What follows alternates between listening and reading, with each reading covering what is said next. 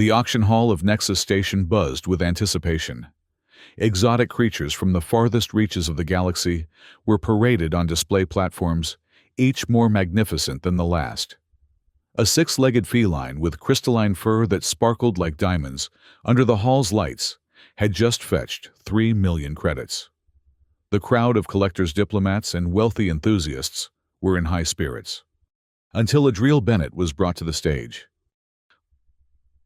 "Lot number 394, announced Moores, the auctioneer. His voice, artificially amplified to reach every corner of the grand hall, carried a note of disappointment. "A human specimen from Terra recently admitted to the Galactic Federation." A collective groan rippled through the audience. Several attendees immediately turned their attention to their personal devices, clearly losing interest.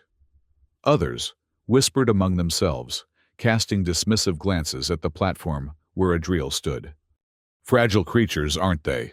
someone commented loudly enough for the entire hall to hear. Adriel maintained a rigid posture, his military training evident in every line of his body.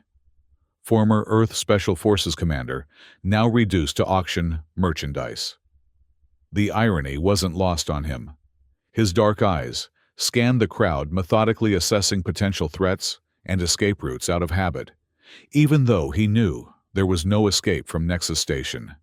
It had been precisely 1 year since Earth had joined the Galactic Federation, a move that was supposed to protect humanity and elevate their status among the stars. Yet here, he was about to be sold to the highest bidder, like an exotic pet. The restraints around his wrist were more symbolic than functional. A human could hardly overpower most of the species present, but the humiliation they represented burned deep. Starting bid at 50,000 credits. Moores continued his tentacle-like appendages, gesturing elaborately. "This specimen is in peak physical condition for its species, approximately 32 Earth cycles old." "Not worth it," a bulbous creature near the front row bellowed. "They barely live past 100 cycles. Terrible investment." Adriel's jaw tightened. There was truth to the statement. Compared to many galactic species, humans had remarkably short lifespans. Some of the beings in this very room had already witnessed the rise and fall of several human civilizations. "True," Moores conceded with a theatrical sigh that rippled through his multiple breathing membranes. "But this one comes with unique qualifications. Former military commander trained in Earth's most advanced combat techniques." A ripple of renewed interest stirred through the crowd, though it remained lukewarm at best. "Can it perform tricks?" someone called out. Laughter erupted, cruel and dismissive. Adriel remained stoic, though his knuckles whitened as he clenched his fists. "I am a citizen of Earth, a member world of the Galactic Federation," he stated clearly, his voice carrying throughout the hall without need for amplification. Article 27 of the Federation Charter explicitly prohibits the trafficking of sentient beings from member worlds. Moores flicked a dismissive tentacle. "Ah, yes. It speaks quite well, doesn't it? But I'm afraid there's a small loophole in the Charter. You see, while trafficking is indeed prohibited, the private collection of exotic specimens for cultural and scientific purposes is permitted under certain arrangements." "This is kidnapping," Adriel challenged. The Earth government, Moores interrupted smoothly, "received appropriate compensation for what they termed a cultural exchange program. You might want to take up your complaints with them, assuming your new owner permits communication privileges." Another wave of laughter rolled through the audience. Adriel fell silent, the bitter truth settling in his stomach like lead. He had heard rumors of such arrangements, high-ranking officials accepting bribes to look the other way, while citizens disappeared. He had never imagined he would become a victim of such corruption. "Now where were we?" Moores continued cheerfully. "Ah yes, 50,000 credits. Do I hear 60,000? A tentative bid came from the back of the hall. Adriel couldn't see the bidder from his position on the platform. 60,000 credits from the esteemed collector from Arcturus. Do I hear 70,000? Another bid this time from a being with iridescent scales and multiple eyes that blinked in unsynchronized patterns. $70,000 from the Honorable Delegate of the Cygnus Collective. This is becoming interesting, ladies, gentlemen, and unaligned beings. The bidding continued lethargically, reaching 120,000 credits before stalling again. Come now, Moores cajoled. This specimen is a trained military commander. Consider the prestige of having a human warrior in your collection. Think of the conversations it will spark at your next gathering.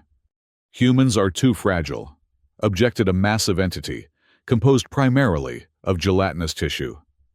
No regenerative abilities to speak of. One minor accident and your investment is gone. Ah, but what they lack in durability, they make up for in adaptability, countered Moores.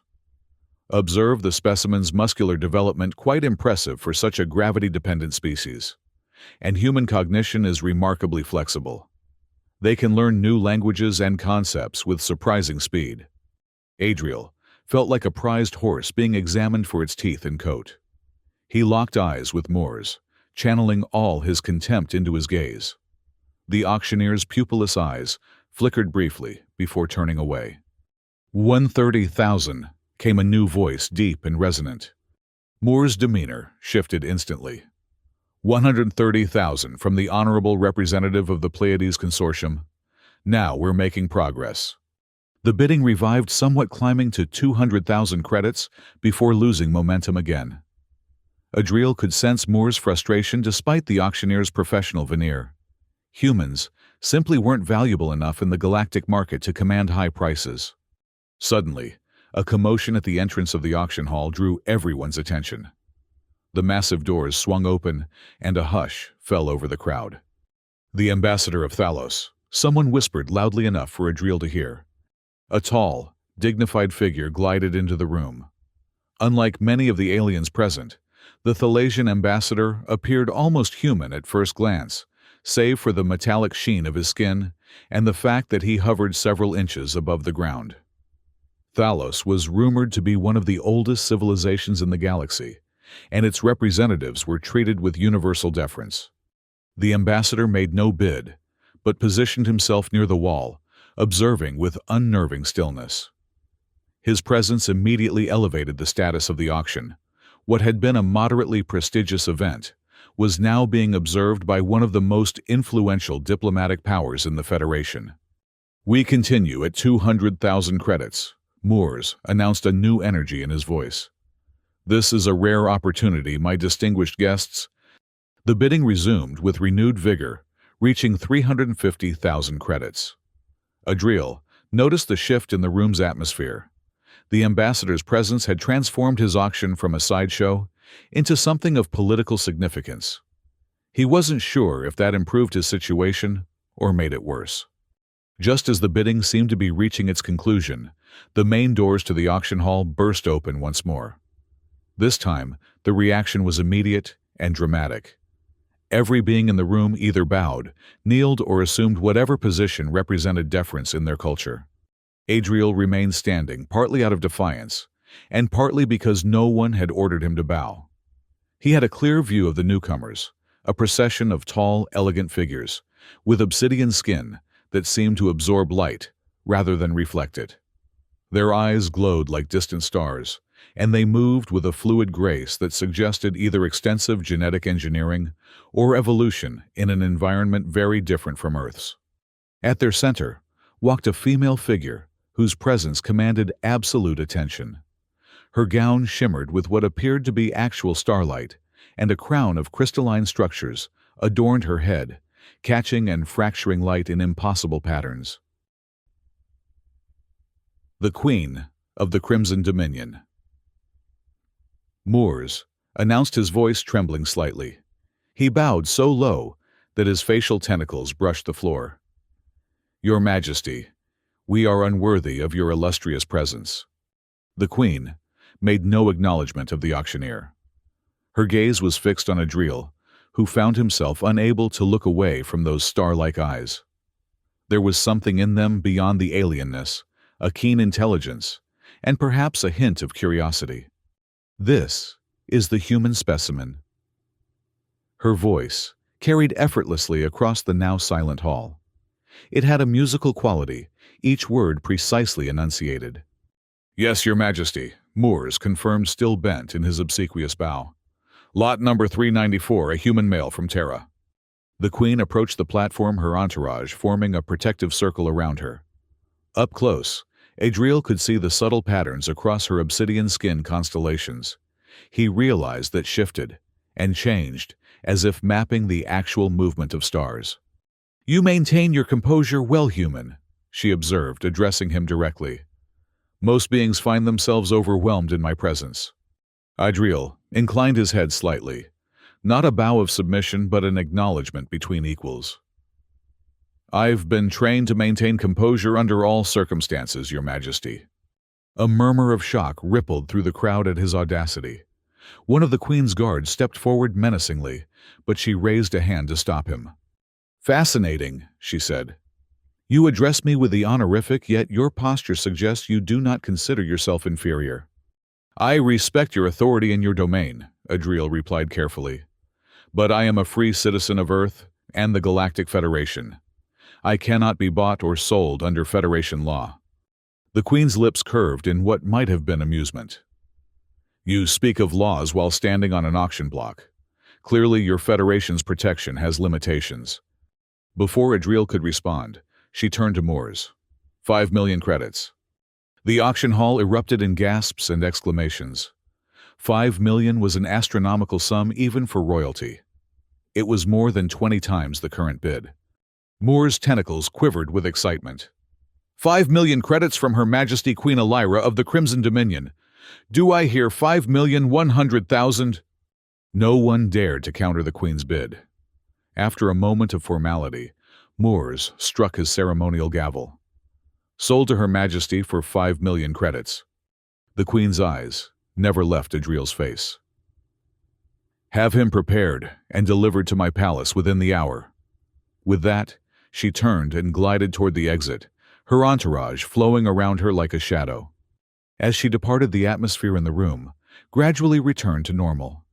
Beings rose from their bowing positions, whispered conversations resumed, and Adriel found himself being ushered off the platform by Moore's assistants. "You're either the luckiest human alive, or the most unfortunate," Moores muttered as the restraints were removed from Adriel's wrists. "The Crimson Dominion is not known for their gentle treatment of collectibles." "What exactly is the Crimson Dominion?" Adriel asked. Despite his extensive briefings on galactic civilizations during Earth's integration into the Federation, he had only heard vague references to this particular power. A stellar empire at the edge of the known galaxy. Moores explained, surprising Adriel with his willingness to share information. Ancient, powerful, and notoriously isolationist. They rarely interact with the Federation except through proxies and ambassadors. For their queen to appear personally, he shook his head, tentacles rippling with what Adriel interpreted as awe. Unprecedented. Before Adriel could ask more questions, he was led away to a preparation chamber, where his Earth clothing was exchanged for elaborate garments of an unfamiliar material that seemed to adjust itself to his body temperature. Throughout the process, he was treated with a new deference, no longer a mere human specimen, but the valuable property of one of the most powerful beings in the galaxy. Within the hour, as promised, he was escorted to a private docking bay where a vessel awaited. Unlike the functional Federation ships Adriel was familiar with, this craft resembled a work of art. Its hull gleamed with the same light-absorbing black as the Queen's skin, accented with crimson patterns that pulsed like a heartbeat. The journey was brief, but uncomfortable. Adriel was not restrained, but the guards, tall, silent figures with the same obsidian skin as their queen, made it clear that any resistance would be futile. He spent the time observing everything about the ship and its crew, gathering information out of habit. If an opportunity for escape presented itself, he intended to be ready. When the vessel docked, Adriel was led through corridors of breathtaking beauty. The palace of the Crimson Dominion was unlike any structure he had ever seen. It appeared to be grown, rather than built with organic curves and impossible geometries that challenged his human perception. Crystal formations erupted from walls and ceilings, casting rainbow-hued light across polished obsidian floors. They eventually arrived at a vast chamber, where Queen Elira awaited seated on a throne that seemed to be composed of frozen flames. Her star-like eyes fixed on him as he was brought before her. "Leave us," she commanded the guards. They hesitated visibly. "I assure you," she added with a touch of asperity, "I can manage a single human." When they were alone, she rose from her throne and descended to stand before Adriel. She was tall, nearly 7 feet, but moved with a fluid grace that made her height seem natural rather than imposing. "Do you have a designation, human?" she asked. "My name is Adriel Bennett," he replied firmly. "Former commander of Earth's Special Tactical Response Unit." "Adriel," she repeated as if testing the sound. "And do you know why you are here, Adriel Bennett?" "I was illegally abducted and sold at auction in violation of Federation law," he stated bluntly. "As for why you specifically purchased me, I can only speculate." The Queen circled him slowly, examining him from all angles. "Humans have only recently joined the galactic community," she said. "You are something of a curiosity. My scientists have theories about your species' potential, despite your obvious physical limitations." "We're not as fragile as everyone seems to think," Adriel countered. "Humans have survived and thrived in conditions that would challenge many species." "Perhaps." She completed her circuit and stood before him again. "You will have comfortable quarters here. You will be studied but not harmed. In return, I expect your cooperation and any insights you can provide about your species." "I'm not a representative of Earth," Adriel pointed out. "If you want diplomatic information, there are proper channels."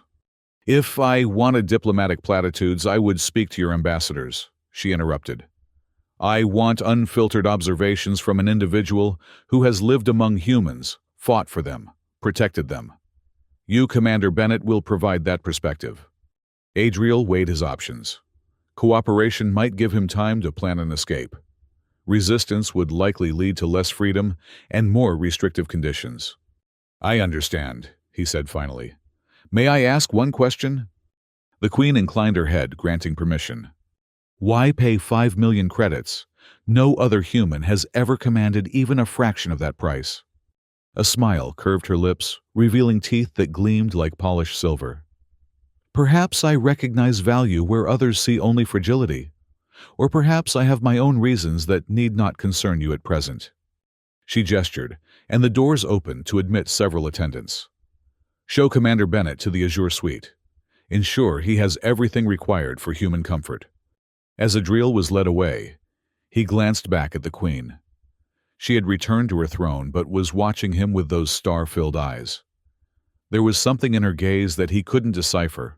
Calculation, certainly, but something else as well. Interest, anticipation. Whatever game the Queen of the Crimson Dominion was playing, Adriel was now a piece on her board. He would need all his training and intelligence to ensure he didn't become a sacrifice. The Azure Suite turned out to be a spacious apartment that would have been considered luxurious, even by Earth standards. The walls shimmered with a blue luminescence that reminded Adriel of Earth's oceans, creating a surprisingly calming environment. A large window revealed a breathtaking view of what appeared to be the capital city of the Crimson Dominion, a vast metropolis of crystal spires and floating platforms, all illuminated by the ruddy light of a giant red star. Adriel's first action was to test the boundaries of his new prison. As expected, the door was locked, and the window, despite its transparent appearance, proved to be as solid as steel when he pressed against it. There were no visible surveillance devices, but he operated under the assumption that everything he did was being monitored.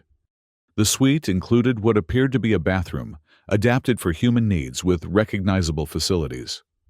The bed was larger than necessary for a human, but comfortable when he tested it. A panel on one wall seemed to be a food dispenser of some sort, although Adriel was hesitant to try it without knowing more about its contents. After completing his inspection, he sat cross-legged on the floor and began a series of breathing exercises to center himself. He had been trained to handle captivity, though his instructors had probably never envisioned capture by an alien queen. Hours passed. Adriel alternated between physical exercises to maintain his strength and meditation to keep his mind sharp. Finally, a chime sounded, and the door slid open to admit one of the Queen's attendants. "Commander Bennett," the attendant said with a slight bow. "Her Majesty requests your presence for the evening meal." Adriel followed the attendant through the palace corridors, mapping the route in his mind. They passed several security checkpoints where guards stood at attention, their weapons discreetly visible. Escape would not be easy. The dining hall was intimate by palace standards, a chamber with a single table that could seat perhaps 20. Only 2 places were set, one at each end. Queen Elira was already present, watching his entrance with those disconcerting star eyes. "Commander," she greeted him, "please be seated." Adriel took his place at the far end of the table. Despite the distance between them, her voice carried to him with perfect clarity. "I trust your accommodations are satisfactory," she inquired.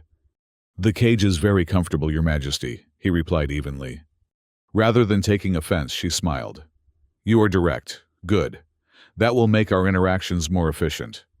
Servers appeared, placing dishes before them. Adriel eyed the unfamiliar food with suspicion. "It has been analyzed and adapted for human consumption," the Queen assured him. "We have no interest in poisoning such an expensive acquisition." Cautiously, Adriel tasted a morsel. It was surprisingly pleasant, reminiscent of seafood, but with undertones of flavors he couldn't identify. "You said I would be studied," he said after a few bites. "What exactly does that entail?" "Nothing invasive, if that concerns you," she replied. "Behavioral observation primarily. Physical examinations under your consent. We are particularly interested in human adaptability." "Why the interest in humans specifically? There must be thousands of species more physically impressive." The Queen took a sip from a crystal goblet containing a luminescent blue liquid. "Precisely because you are not physically impressive. Your species has survived and achieved spaceflight despite your numerous disadvantages.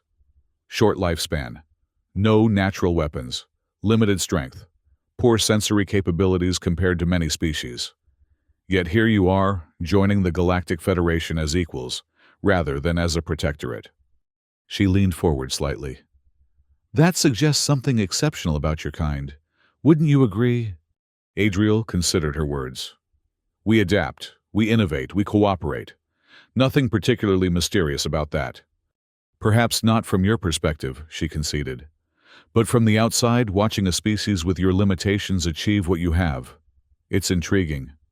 The meal continued with similar exchanges, the Queen probing for insights into human nature, Adriel providing answers that were truthful but carefully measured.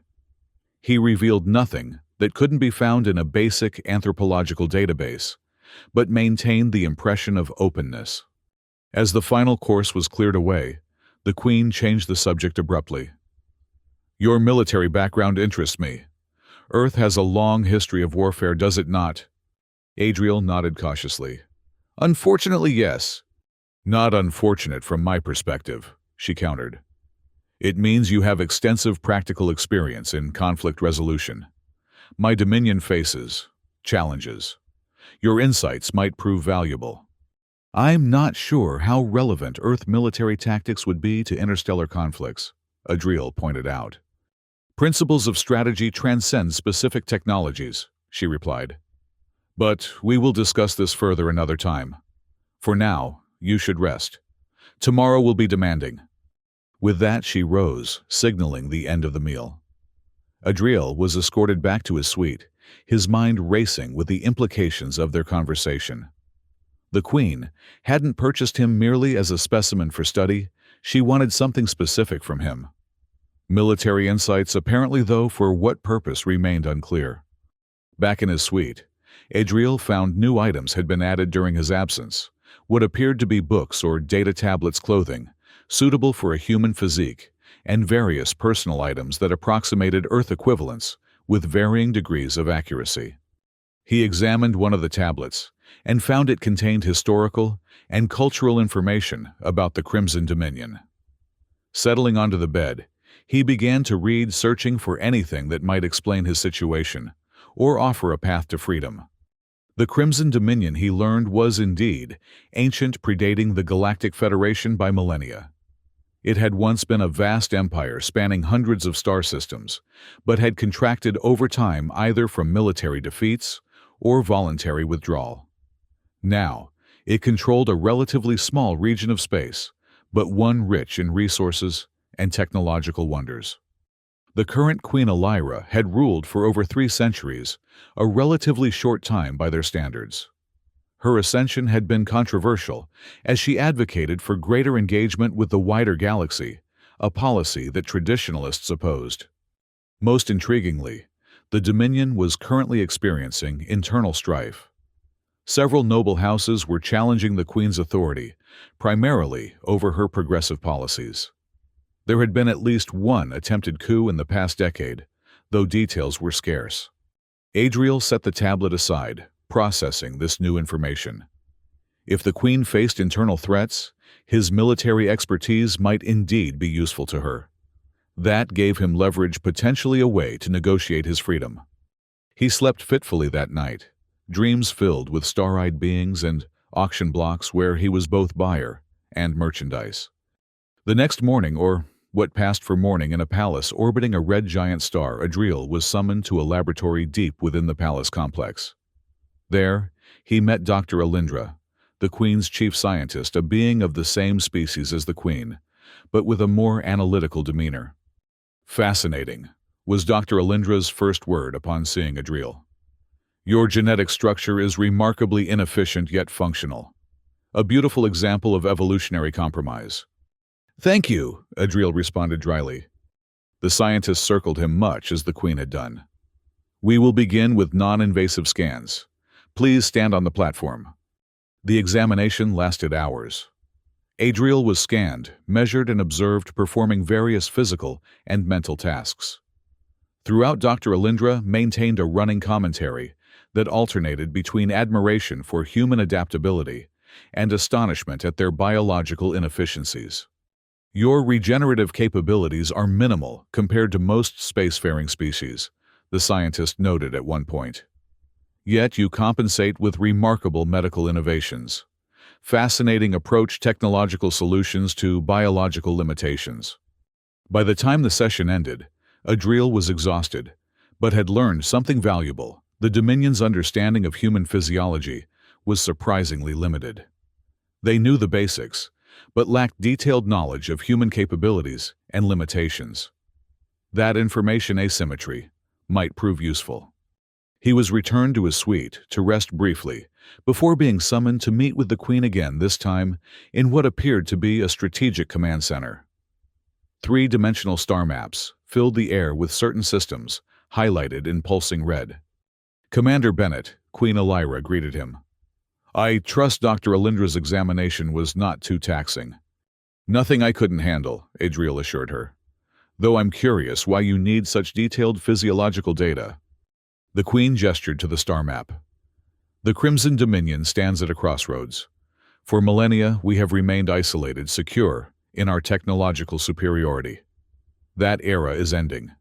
The galaxy is changing, and we must change with it, or face extinction." She manipulated the display, zooming in on a border region. "These systems are contested. The hegemony of Orion presses from one direction, the Vargar Collective from another. And internally," she paused. "Internally, there are those who resist any adaptation to these new realities." "And where do I fit into this political landscape?" Adriel asked, though he was beginning to formulate theories. "Humans," she said, "have survived against overwhelming odds by adapting rapidly to changing circumstances. Your species turned from primitive tool users to spacefaring civilization in a mere 10,000 years, an eye blink in cosmic terms. The Dominion has existed for millions of years, but our rate of adaptation has slowed to near stasis." She turned to face him directly. "I need fresh perspectives, unconventional strategies. a viewpoint unconstrained by millions of years of tradition. Adriel studied the star map thoughtfully. Even if I wanted to help, and I'm not saying I do, my knowledge of interstellar warfare is limited. Earth has only recently achieved faster-than-light travel. But you understand conflict, she countered. The principles of strategy, resource allocation, risk assessment. These fundamentals remain constant, regardless of the scale of conflict. He couldn't argue with that logic. His military training had indeed emphasized timeless principles over specific technologies or tactics. In return for your insights, the Queen continued, I am prepared to offer considerable compensation. My freedom would be a start, Adriel suggested. She inclined her head. Once your contractual period is completed, yes. 1 standard galactic year of service as my advisor, after which you will be returned to Federation space with sufficient resources to establish yourself comfortably. It was more than Adriel had expected. Why not simply hire a human consultant? Why go through the auction? Politics, she replied, with a hint of weariness. Direct engagement with the Federation remains controversial among my people. This approach allows me to introduce human perspectives while maintaining certain appearances for the traditionalists. Adriel wasn't entirely convinced, but the offer of freedom after a year of service was tempting. And in that year, he might discover other opportunities or gather intelligence valuable to Earth. I would need certain guarantees, he said. Written contract communication privileges with Earth freedom of movement within safe areas of the palace. Reasonable requests, she acknowledged, though communication with Earth will need to be monitored for security. They spent the next hour negotiating terms. The Queen proved to be a skilled diplomat, conceding minor points while holding firm on matters she deemed essential. By the end, they had reached an agreement that, while not ideal from Adriel's perspective, was far better than his status as property. There is one more thing, the Queen added, as they were concluding. Your position as my advisor must appear to have been my plan from the beginning. The court must not perceive this as a negotiation between equals.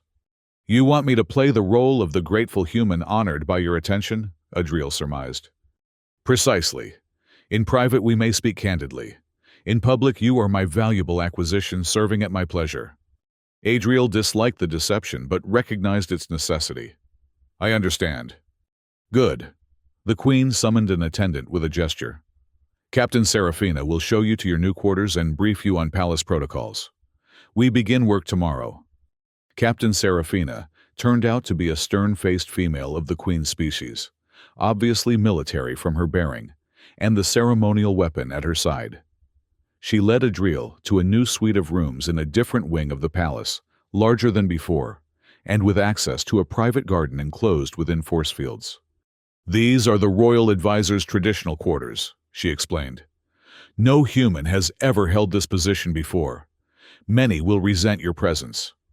Including you, Adriel asked directly. The captain considered him with unreadable star eyes. I serve the Queen. If she values your counsel, that is enough for me. After a pause, she added, but I will advise caution.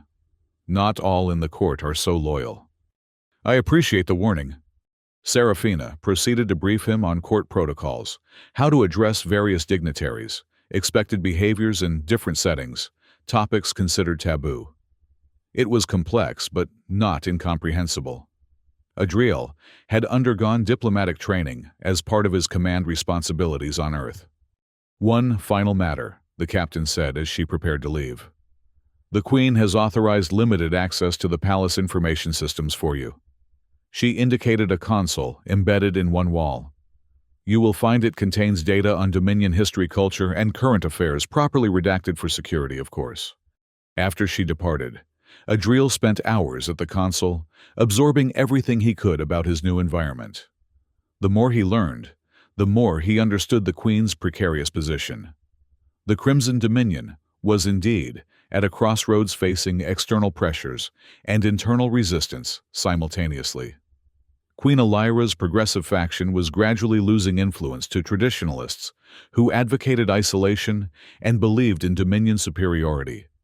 Most concerning were the references to High Chancellor Zorvan, leader of the traditionalist faction. The official records were circumspect, but reading between the lines, Adriel sensed that Zorvan posed a significant threat to the Queen's rule. There were hints of military forces loyal to the Chancellor, rather than the Crown, and suggestions of alliances with external powers. Adriel was still processing this information when a chime announced a visitor. The door slid open to reveal Queen Elira herself, unaccompanied by guards or attendants. "Your Majesty," Adriel said, rising quickly, "I wasn't expecting you personally." "Sometimes a queen must move without the weight of her office," she replied, entering the room and allowing the door to close behind her. "What have you learned from our archives?" "That your position is more precarious than you initially indicated," Adriel answered honestly. "Chancellor Zorvan appears to be positioning for a coup." She nodded, seeming unsurprised by his directness. "Zorvan believes in Dominion purity. He sees my policies of greater engagement with the Federation as diluting our culture and weakening our position. And he has military support. Some, particularly among the Crimson Guard, our most elite forces." She moved to the window, gazing out at the city below. "There is another dimension to this conflict, one not recorded in the archives. Zorvan does not merely oppose my policies. He opposes me personally as ruler." "Because you're female," Adriel guessed, drawing on his knowledge of historical power dynamics on Earth. The Queen's laughter was unexpected, a musical sound that somehow conveyed genuine amusement. "No, Commander. Gender holds no significance in Dominion power structures. Zorvan opposes me because I am, in his view, genetically inferior." She turned back to face him. "My lineage includes ancestors from beyond the Dominion species we encountered in our expansionist past. Most Dominion citizens have some degree of genetic diversity in their heritage, but the royal line was traditionally kept pure. I am the first monarch in 10,000 years whose genome contains significant external contributions.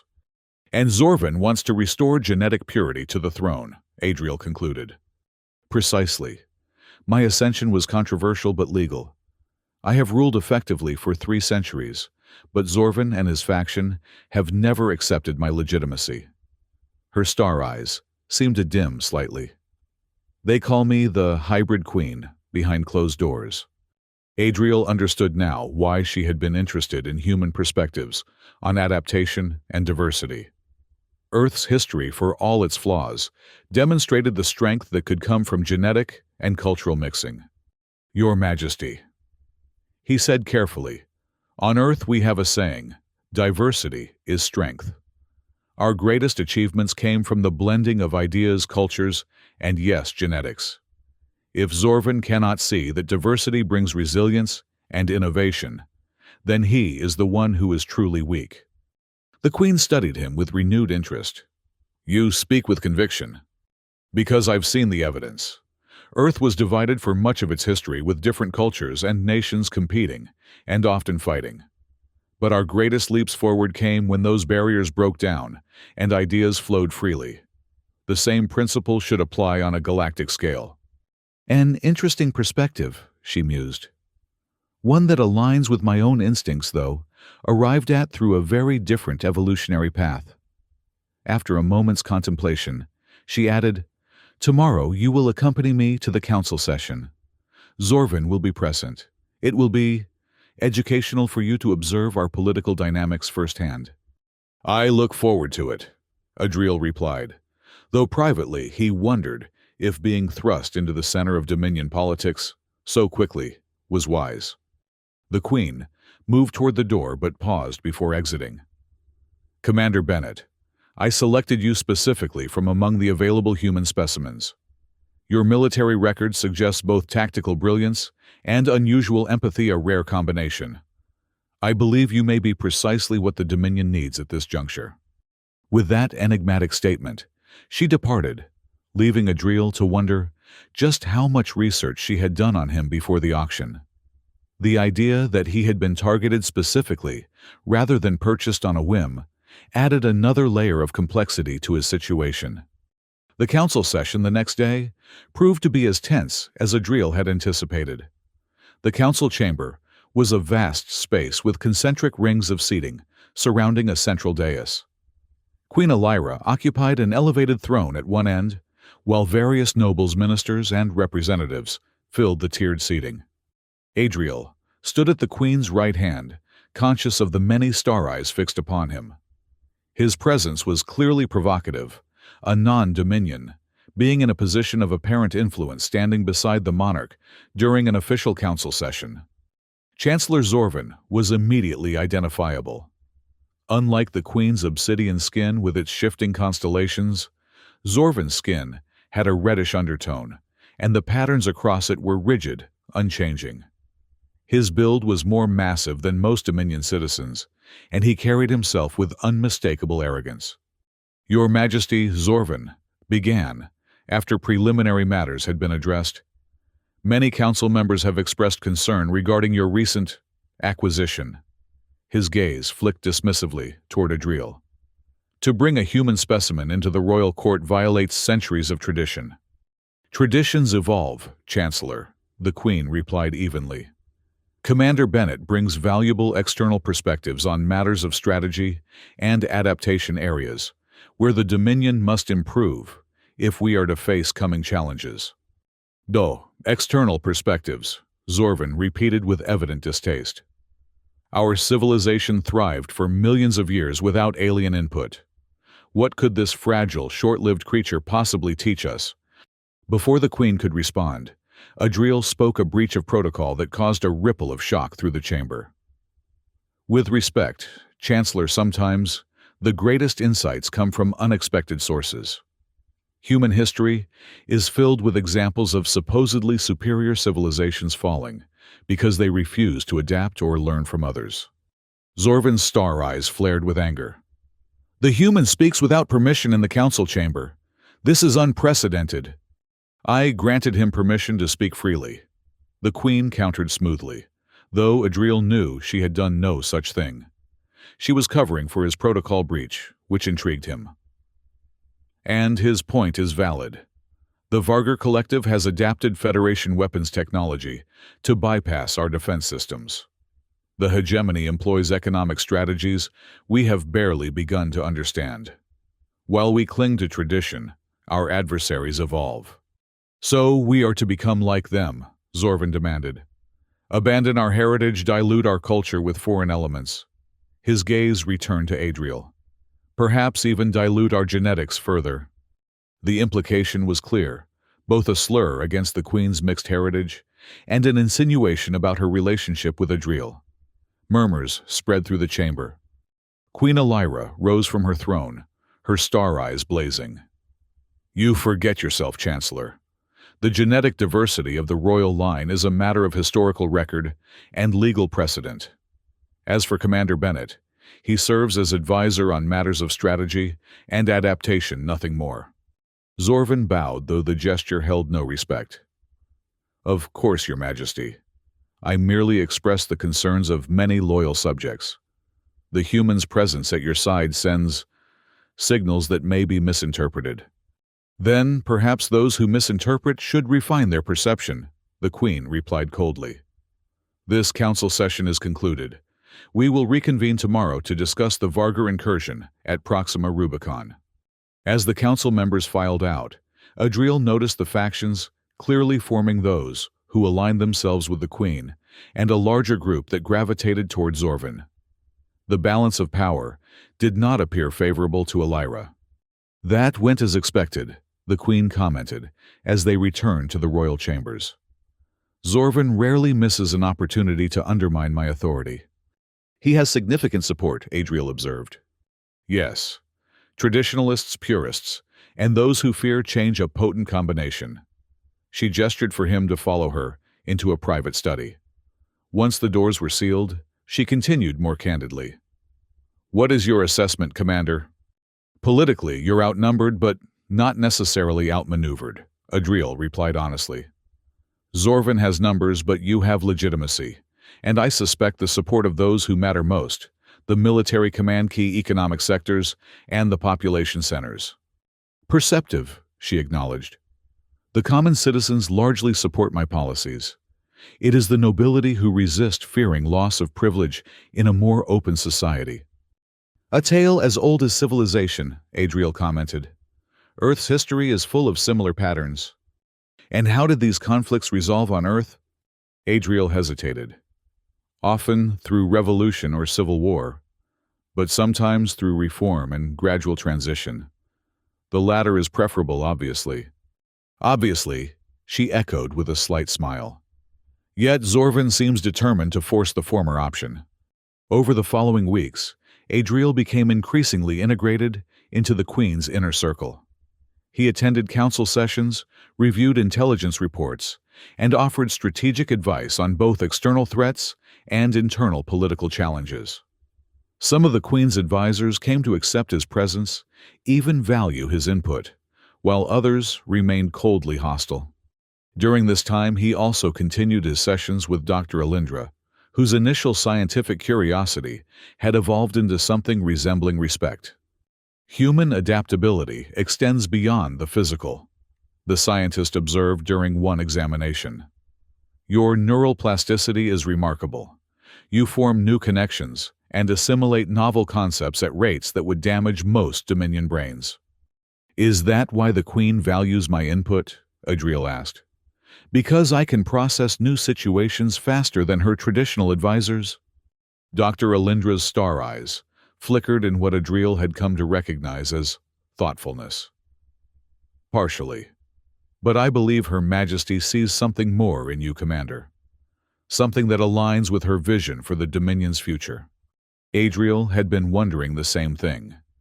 His interactions with Queen Elira had become increasingly personal. Their strategic discussions often evolved into philosophical exchanges about governance adaptation and the nature of civilization. Despite their vastly different backgrounds, they shared a similar perspective on many issues. The Queen, he discovered, was a reformer at heart, constrained by tradition and political reality, but determined to guide her people toward a more open and adaptive future. Her interest in humans stemmed from genuine admiration for their resilience and innovation in the face of limitations. One evening, after a particularly productive strategy session regarding the Vargar incursion, the Queen invited Adriel to join her in the palace gardens. Unlike his private garden, the royal gardens stretched for acres, filled with bioluminescent flora from across the galaxy.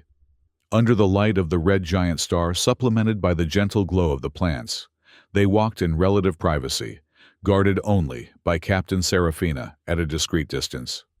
Your suggestions regarding defensive redeployment were well received by the military council, the Queen told him.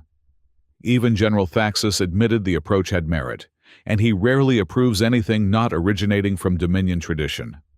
I'm glad to be of service, Adriel replied, though I noticed Chancellor Zorvan was conspicuously absent from the briefing.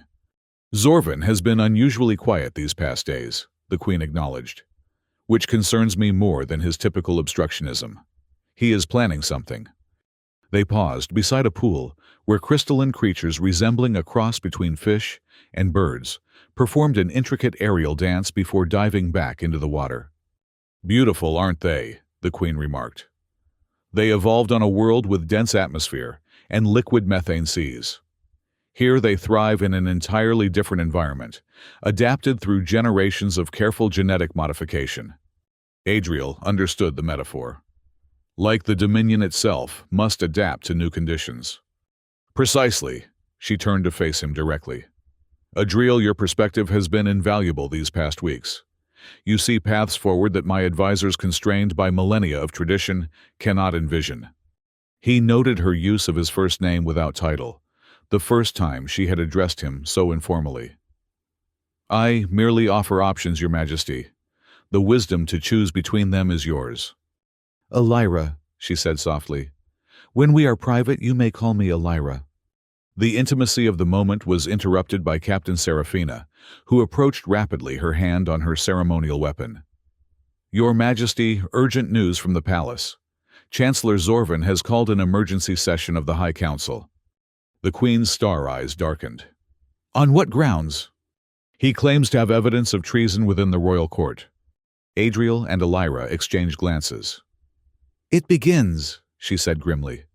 "We must return immediately." By the time they reached the council chamber, it was already filled to capacity.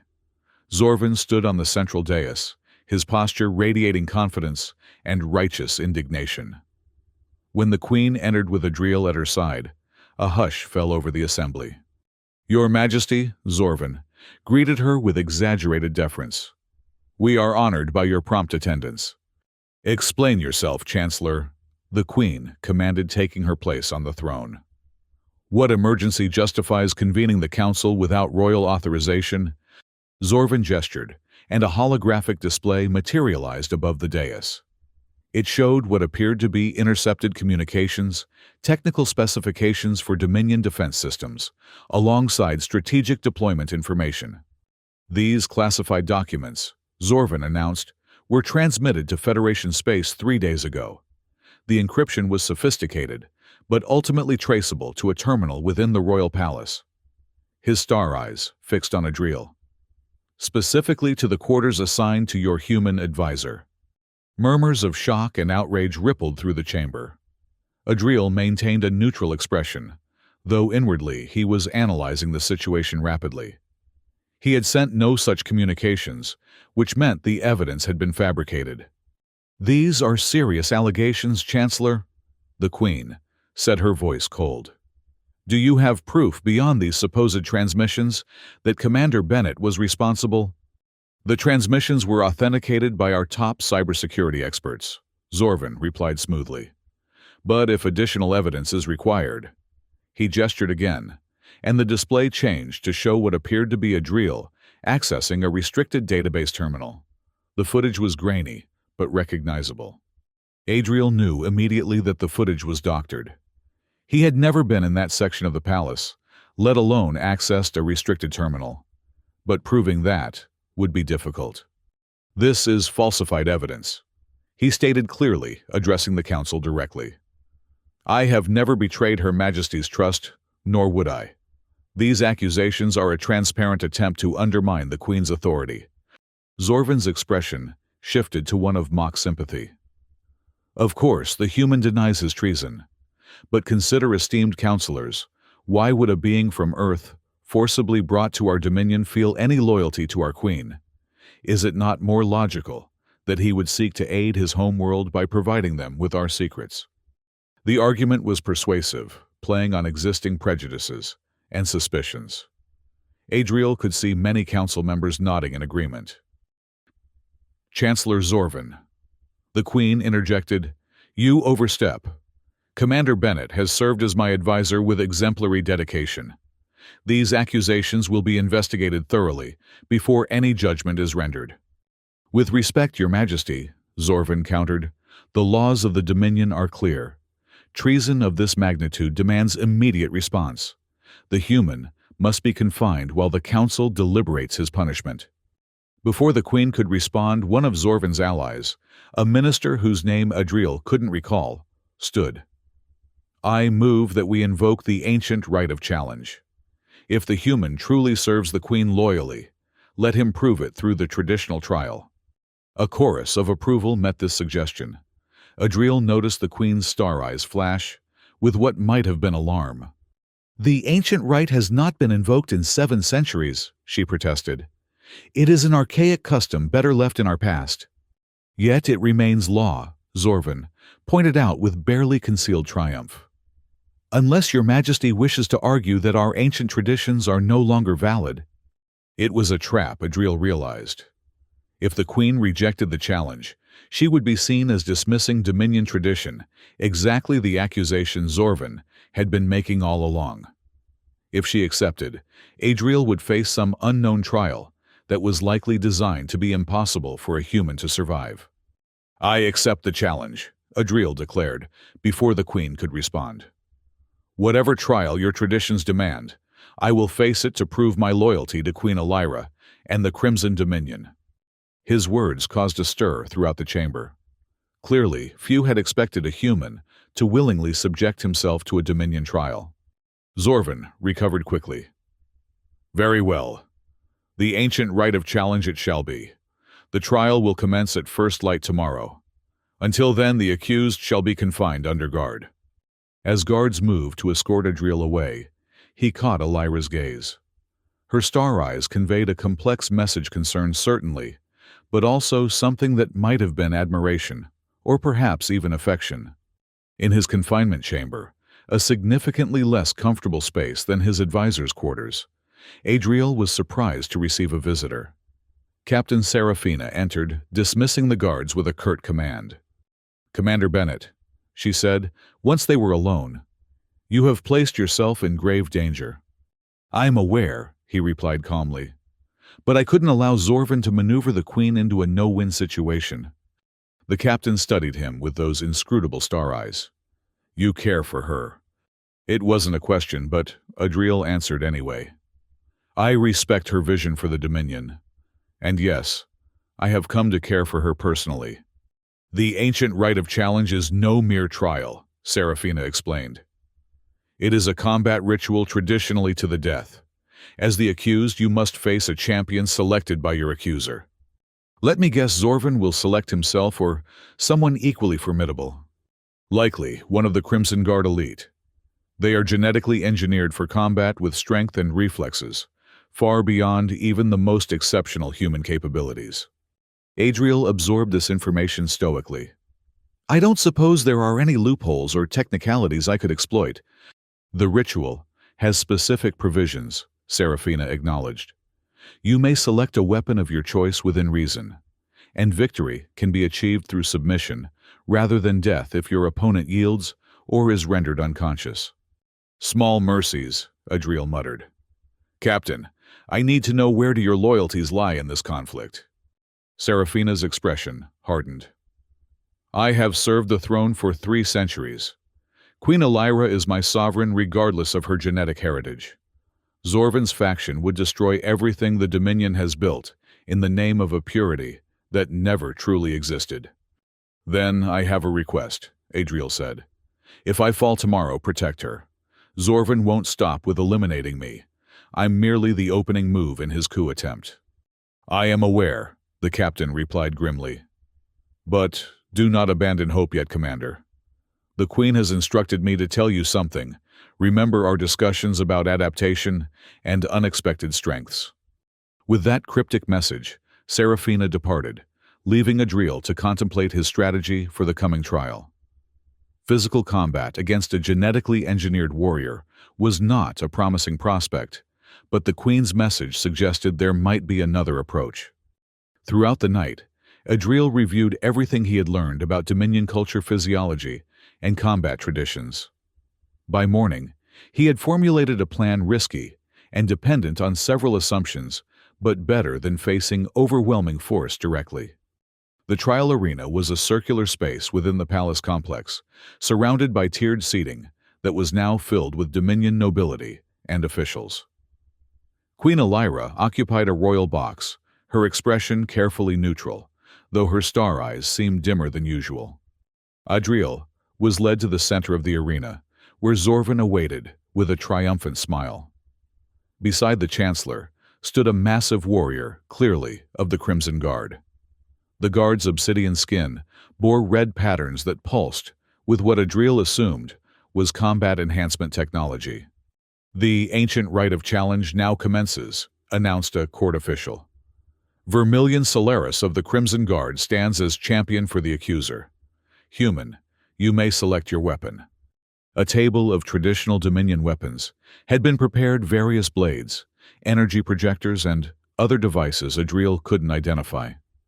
He approached the table, slowly examining each option before speaking. "I choose no weapon," he declared, causing murmurs throughout the arena. "The human forfeits," someone called out. "No," Adriel corrected firmly. "I decline artificial advantages but do not forfeit the challenge. I will face the champion as I am." This caused even more commotion. Zorvan stepped forward, his star eyes gleaming with malicious amusement. "The human chooses to die quickly, it seems. So be it." The signal was given, and the massive guard advanced on Adriel. Rather than retreating or assuming a defensive stance, Adriel walked directly toward his opponent, stopping just out of arm's reach. "Before we begin," he said clearly, his voice carrying throughout the now silent arena, "I would ask my opponent one question. Do you know why you're fighting today?" The guard hesitated clearly, unprepared for conversation. "To execute justice upon a traitor," he replied eventually. "Justice or politics?" Adriel challenged. "Have you seen the evidence against me yourself, evaluated its authenticity? Or do you simply obey orders without question?" "Silence!" Zorvan shouted from the sidelines. "This is combat, not debate." Adriel ignored him, keeping his focus on the guard. "Your queen, your rightful sovereign, believes in my innocence. By raising your hand against me, you choose Zorvan's faction over your sworn oath to the throne." Uncertainty flickered in the guard's star eyes. Adriel pressed his advantage, recalling Dr. Alindra's observations about Dominion neural structures and decision-making processes. "I know the Crimson Guard's code of honor," he continued. "Loyalty to the Dominion above all. Tell me, warrior, which serves the Dominion better, blind obedience to a manipulator who falsifies evidence, or thoughtful loyalty to the throne and the queen who has guided your civilization for centuries?" The guard's posture shifted subtly. Around the arena, Adriel could sense the mood changing. He was fighting with words rather than weapons, and in doing so, exposing Zorvan's manipulation. "Enough of this farce!" Zorvan shouted, his composure cracking. "Guard, execute the traitor now!" The guard looked from Zorvan to the royal box where Queen Elira sat watching intently. Then back to Adriel, who stood unarmed and vulnerable before him. "I cannot strike an unarmed opponent who may be innocent," the guard declared finally. "It violates the essence of the ancient right, which seeks truth through combat, not murder through obedience." He turned to face the queen directly. "Your Majesty, I yield my position as champion. I cannot in good conscience participate in what appears to be political manipulation rather than justice." The arena erupted in chaos. Zorvan's face contorted with rage as he realized his plan was unraveling. "Traitors!" he shouted. "The human has corrupted even the Crimson Guard with his alien influence." In a desperate move, Zorvan lunged toward Adriel himself, drawing a concealed weapon from his robes. But before he could strike, Captain Serafina intercepted him, her own weapon drawn. "Chancellor Zorvan," she announced loudly, "you are under arrest for conspiracy against the throne. The Queen's cybersecurity experts have traced the falsified evidence to your personal chambers." Guards loyal to the Queen moved in surrounding Zorvan and his closest allies. The Chancellor's star eyes blazed with hatred as he was restrained. "This changes nothing," he snarled. "The Dominion will never accept a hybrid queen and her human consort. Our people will rise against this corruption of our bloodline." Queen Elira rose from her seat, her voice carrying effortlessly across the now silent arena. "What the Dominion will not accept, Chancellor, is a leader who places personal ambition above the welfare of our civilization. Your talents might have served us well had you directed them toward adaptation rather than obstruction." She descended to the arena floor, approaching Adriel with measured steps. "Commander Bennett has demonstrated the very qualities I have sought to cultivate in our own people: adaptability, intelligence, and moral courage. He faced overwhelming physical force, not with violence but with truth and persuasion. In doing so, he has shown us a path forward that honors our traditions while embracing necessary change." Turning to address the assembled nobles and officials, she continued, "For too long we have equated strength with force, purity with stagnation. Look to Earth's history, a species that survived countless extinction events, not through superior strength, but through cooperation and adaptation. This is the lesson the Crimson Dominion must learn if we are to thrive in a changing galaxy." The silence that followed was profound. Then, from an unexpected quarter, came a single sound applause. Dr. Alindra had risen and was striking her hands together in the human gesture of approval. One by one, others joined until the arena resounded with the alien sound of applauding Dominion citizens. In the aftermath of what became known as the Challenge of Truth, the political landscape of the Crimson Dominion shifted dramatically. Zorvan, and his closest allies, were tried and convicted of conspiracy against the throne. The Queen's reform policies gained new support, particularly among younger nobles and the general population. And Adriel Bennett found himself in an unprecedented position, formally appointed as royal advisor on adaptation and innovation, with expanded freedoms and responsibilities. The contract that had initially bound him for 1 year was replaced with an open-ended agreement that he could terminate at will. 6 months after the challenge, Adriel stood on a balcony overlooking the capital city, watching the red giant sun sink below the horizon in a spectacular display of crimson and gold. Queen Elira joined him, dismissing her attendants with a gesture. "The Federation ambassador was impressed with our new trade proposal," she told him. "It seems your understanding of human economic models has proven valuable yet again." "Earth has millennia of experience with varied economic systems," Adriel replied. "It's simply a matter of finding which elements translate effectively to Dominion society." They stood in comfortable silence for a moment, watching the city's bioluminescent architecture come alive as darkness fell. "The people have started calling you the Queen's champion," Elira observed, with a hint of amusement. Zorvan would be appalled at how his scheme backfired. "I'm no champion," Adriel demurred. "Just an advisor doing his job." "You're more than that," she replied softly, turning to face him. "You've become essential to the Dominion's future, to my future." The intensity in her star eyes conveyed more than her words. Over the months since the challenge, their relationship had evolved beyond professional collaboration. They had spent countless hours in private conversation, sharing personal histories and perspectives, discovering unexpected commonalities, despite their vastly different origins.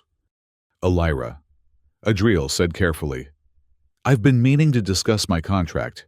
The year is nearly complete." Her expression remained composed, but he detected a flicker of concern in her star eyes. "You wish to return to Earth?" "No," he replied simply. "I wish to stay, but not merely as an advisor." Understanding dawned in her gaze. "You're proposing a more permanent arrangement." "A partnership," he clarified. "Political, personal, and perhaps dynastic." The last word hung between them, laden with implications. Dr. Alindra's genetic research had confirmed what they had both suspected. Despite their different evolutionary origins, adaptive compatibility was possible through advanced bioengineering. A human-Dominion union could be more than symbolic. The traditionalists would be outraged. Elira pointed out, though her tone suggested this wasn't necessarily a deterrent. "They called you the hybrid queen as an insult," Adriel reminded her. "Yet your genetic diversity has given you insights and adaptability that pure Dominion lineages lack. Imagine what further genetic expansion might bring to future generations." "A bold vision," she acknowledged. "But is it what you truly want? Adriel, Earth remains your home, your species." He took her hands in his, a gesture that had become natural between them, despite the differences in their physiology. "Earth will always be part of me. But here with you, I've found purpose beyond anything I imagined. And I believe our union could benefit both our peoples, a living embodiment of the cooperation and adaptation we've both championed." Her star eyes seemed to brighten constellations, shifting across her obsidian skin, in patterns he had come to recognize as joy. "Then, I accept your proposal, Commander Adriel Bennett of Earth. Let us show the galaxy what unexpected strengths can emerge from the union of different worlds." 3 months later, the Crimson Dominion announced a historic alliance with the Galactic Federation, formalized through the unprecedented marriage of Queen Elira to her human advisor. The ceremony combined traditions from both cultures, witnessed by diplomats from across the galaxy. The former auction specimen had become prince consort of one of the most ancient civilizations in known space. And across the stars, the message spread: adaptation, diversity, and cooperation represented the path forward for all sentient beings. In the palace gardens where they had first spoken privately, Adriel and Elira planted a hybrid tree, earth oak genes spliced with Dominion crystal flora. Dr. Alindra, now royal scientist, predicted it would grow into something neither planet had ever seen before, stronger and more beautiful than either parent species could have produced alone. A living symbol of the truth Adriel had demonstrated in the challenge arena, that true strength lies not in purity or force, but in the willingness to adapt, to connect, and to find common ground across the vast differences of a diverse galaxy. Far from the auction block where his journey had begun, Adriel Bennett, human soldier diplomat, and now royal consort, watched the first shoots of the hybrid tree emerge from the soil of his new home. In its growth, he saw the future unfold, unexpected, challenging, but filled with possibility. They had said no one would bid on a fragile human. They had been wrong.